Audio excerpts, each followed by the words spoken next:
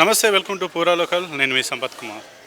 ఏదైతే ఈ రోజు నుంచి తెలంగాణ ఆర్టీసీ కార్మికులు సమ్మెకు పిలుపునిచ్చారో, ఈరోజు ఉదయం నుంచి అయితే తెలంగాణ రాష్ట్ర వ్యాప్తంగా ఆర్టీసీ బస్సులు అయితే బయటకైతే ఆయా డిపోల నుంచి బయటకు వెళ్లకుండా అక్కడక్కడ ఏ డిపోల దగ్గర అక్కడైతే భారీ ఎత్తున ఆయా సంఘాల నాయకులు, ఆ కార్మికులు అయితే పెద్ద ఎత్తున నిరసన చేస్తూ ఆర్టీసీ బస్సులను బయటికి రాకుండా చేస్తున్నారు. దీంతో తెలంగాణ రాష్ట్ర వ్యాప్తంగా అయితే రవాణా వ్యవస్థ అస్తవ్యస్తమైంది. ప్రయాణికులు ఎవరైతే ముఖ్యంగా ఈ బస్సులను నమ్ముకొని ప్రయాణం చేసేవారు, అలాగే బస్సులను నమ్ముకొని వారి ఉద్యోగాలకు వెళ్ళేవారు ఎవరైతే ఉన్నారో వారైతే తీవ్ర ఇబ్బందులను అయితే పడుతున్నటువంటి పరిస్థితి. ప్రస్తుతం మనం జూబ్లీ బస్ స్టేషన్ హైదరాబాద్లోనైతే ఉన్నాం. ఇక్కడ చూడొచ్చు, మనకైతే ప్లాట్ఫామ్లు అన్నీ ఖాళీగా ఉన్నాయి. ఎటువంటి బస్సులు కూడా లేవు. ప్రయాణికులు కూడా బస్సులు సమయానికి లేకుండా చాలా వరకు అయితే ఇబ్బందులు పడుతున్నటువంటి పరిస్థితి. ముఖ్యంగా ఈ ఆర్టీసీకి సంబంధించినటువంటి ఎవరైతే గవర్నమెంట్ బస్సెస్ అయితే ఏవైతే ఉన్నాయో అవి మాత్రం డిపోలకు మాత్రమే పరిమితమైనటువంటి పరిస్థితి. ఇక అందులో కాకుండా ఏవైతే ప్రైవేట్ సంస్థలకు సంబంధించినటువంటి ఎలక్ట్రిక్ బస్సెస్ కావచ్చు, అలాగే ప్రైవేట్ సంస్థలకు సంబంధించిన బస్సులు ఏవైతున్నాయి అవి మాత్రమే బయటకు వచ్చి తిరుగుతున్నటువంటి పరిస్థితి. ముఖ్యంగా మనం చూడవచ్చు, ఇప్పుడు బస్ స్టేషన్లోనైతే జనాలు కూడా చాలా కొన్ని గంటల తరబడి బస్సులు లేకుండానైతే తీవ్ర ఇబ్బందులు అయితే పడుతున్నటువంటి పరిస్థితి. ఎందుకంటే తాము ఎక్కడెక్కడో సుదూర ప్రాంతాల నుంచి వచ్చి తమ యొక్క గమ్యస్థానాలకు చేరుకోవడానికి అయితే బస్సులు అయితే ఆశ్రయిస్తూ ఉంటారు. అయితే ఈరోజు ఉదయం నుంచి బస్సులు బంద్ అని చెప్పే విషయం చాలామందికి తెలియకపోవడంతో వచ్చి ఇక్కడ జూబ్లీ బస్ స్టేషన్లో మాత్రం చాలా గంటల సేపటి నుంచి అయితే తమ యొక్క బస్సు కోసం, తమ యొక్క గమ్యస్థానాలు చేయడం కోసం గంటల తరబడి వేచి చూస్తున్న పరిస్థితి. ఇదే అదునుగా కొంతమంది ప్రైవేటు వాహనాలు కూడా, అంటే ఆటోలు కావచ్చు, క్యాబ్లు కూడా, అలాగే ఇతరత్ర ప్రైవేట్ వెహికల్స్ కూడా ఏవైతే ప్రజలను తీసుకుంటే ఇదే అదునుగా వారు కూడా తమ ఇష్టారీతిన డబ్బులు వసూలు చేస్తూ కూడా ప్రయాణికులు అయితే తీసుకువెళ్తున్న పరిస్థితి.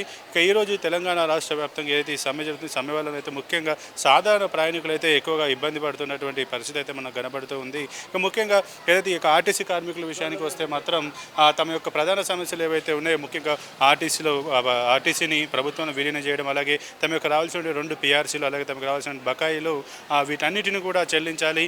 అలాగే తమకు ఏదైతే పని భారం ఉందో 8 గంటల పని భారాన్ని వదిలేసి 14 నుంచి 15 గంటలు చేయిస్తూ ఉన్నారు. దానికి సంబంధించి ఓవర్ టైం సంబంధించి అలవెన్సెస్ కూడా ఇవ్వట్లేదు.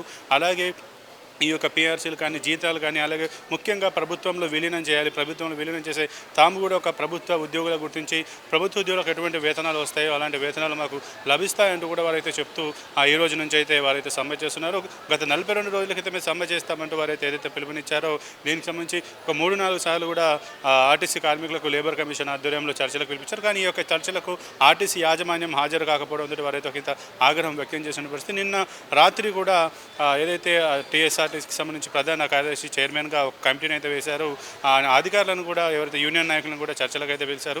ఈ చర్చలకు పిలిచిన తర్వాత కూడా ఆ చర్చలు సఫలీకృతం కాకపోవడం, మరొక నెల రోజులు అంటే 4 వారాలు ప్రభుత్వం గడువు కోరడంతో ఈ యొక్క గడువుకు తాము ఇప్పటికే ప్రభుత్వం అధికారంలోకి వచ్చి 2 సంవత్సరాలు గడుస్తున్న కూడా ఇప్పటివరకు కూడా ఇంకా పొడిగిస్తున్నారు, మా సమస్యలు మాత్రం తీర్చట్లేదు అంటూ వారైతే ఈరోజు ఉదయం నుంచి అయితే సమ్మెకైతే వచ్చినటువంటి పరిస్థితి. ఏదేమైనా TSRTC కార్మికులు వారి యొక్క ముఖ్యమైనటువంటి 32 ప్రధాన సమస్యలు, ప్రధాన డిమాండ్లను పరిష్కరించాలని అయితే సమ్మె చేస్తున్నారో దాంతో తెలంగాణ రాష్ట్ర ఆర్టీసీ బస్సులు అయితే డిపోలకు పరిమితం అయిపోయి ఇక దాని ద్వారా ప్రజలు కూడా, ప్రయాణికులు కూడా తీవ్ర ఇబ్బందులు అయితే పడుతున్న పరిస్థితి. ఇప్పుడు ప్రస్తుతం అయితే JBSలో ఉన్నాం. ఈ JBSలో మనం ప్లాట్ఫామ్లు చూడొచ్చు. ఇప్పుడైతే ఒక్క బస్సు లేకుండా అయితే వెలవెలబోతున్న పరిస్థితి కనబడుతుంది. ఏదేమైనా ప్రభుత్వం మాత్రం వెంటనే స్పందించి ఈ యొక్క ఆర్టీసీ కార్మికుల యొక్క సమస్యలను పరిష్కరించి ఆర్టీసీని ప్రభుత్వంలో విలీనం చేయాలని అయితే వారు కోరుతున్న పరిస్థితి. ఇక ఈ సమ్మెను ఎంత తొందరగా వీలైతే అంత త్వరగా ముగించాలని కూడా వారైతే ప్రభుత్వాన్ని కోరుతున్న పరిస్థితి. ఏదేమైనా ప్రస్తుతం యొక్క ఆర్టీసీ సమ్మె వల్ల మాత్రం ఇటు తెలంగాణ రాష్ట్రానికి సంబంధించిన ప్రయాణికులు మాత్రం తీవ్ర ఇబ్బందులు అయితే పడుతున్నారు.